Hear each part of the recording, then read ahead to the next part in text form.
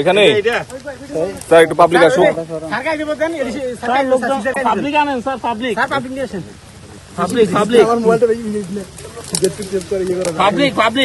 এই আসামাকে একটু খেয়াল রাখেন।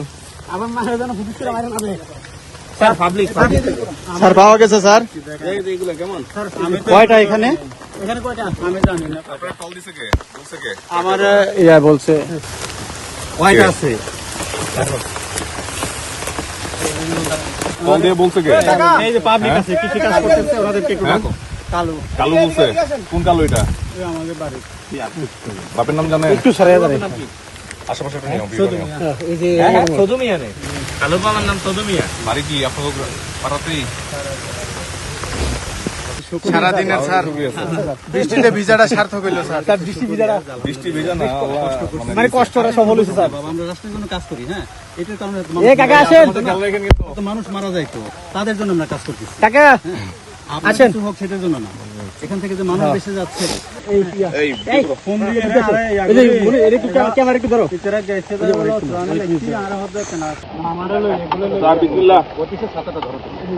আমার 500 টাকা গেছে আমার কাছে ইয়া কিন্তু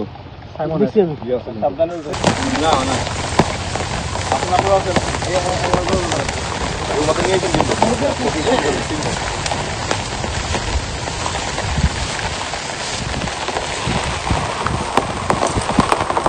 যেগুলো আমরা উদ্ধার করেছি এবং সেই সাথে যে দুইজন সন্ত্রাসী যারা এই ধরনের কার্যক্রমের সাথে নিয়মিত জড়িত বা সম্পৃক্ত আছে তাদের দুইজনকে দেলোয়ার এবং মহসিন নামে দুইজনকে আমরা গ্রেপ্তার করেছি। এটা মূলত কেলিশহর যে ইউনিয়নটা আছে পটিয়া উপজেলার, এই কেলিশহর ইউনিয়নের একেবারে প্রত্যন্ত এলাকা। এটা ওই যে স্থানীয়ভাবে সাতিভাঙ্গা এলাকা, মানে সাতিভাঙ্গা, এই সাতিভাঙ্গা এলাকা বলে পরিচিত। এখানে আফসারের একটা বাগান আছে, এই বাগান থেকে মূলত এটা উদ্ধার করা হয়। তো আমাদের যে মেসেজটা হচ্ছে, এই চট্টগ্রামের দুর্গম এলাকার সুযোগ নিয়ে অনেক ছোট ছোট অনেক বাহিনী বা অনেক সন্ত্রাসী গোষ্ঠী গড়ে উঠেছিল।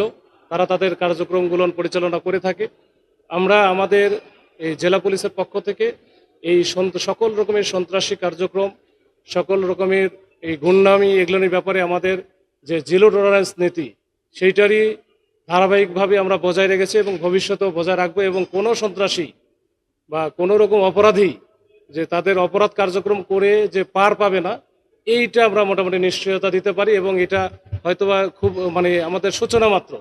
এগুলো আমরা ভবিষ্যতে আপনারা দেখবেন যে আমরা আরও বড় বড় অভিযান পরিচালনা করব। আমাদের যারা গোয়েন্দা বাহিনী আছে বিভিন্ন দপ্তরের, আমাদের আইন শৃঙ্খলা বাহিনী যারা আছে কাজ করে, তাদের সাথে সবার সাথে আমরা সমন্বয় করে আমরা যারা এই ধরনের কার্যক্রমের সাথে জড়িত তাদেরকে আস্তে আস্তে আমরা আইনের আওতায় নিয়ে আসব।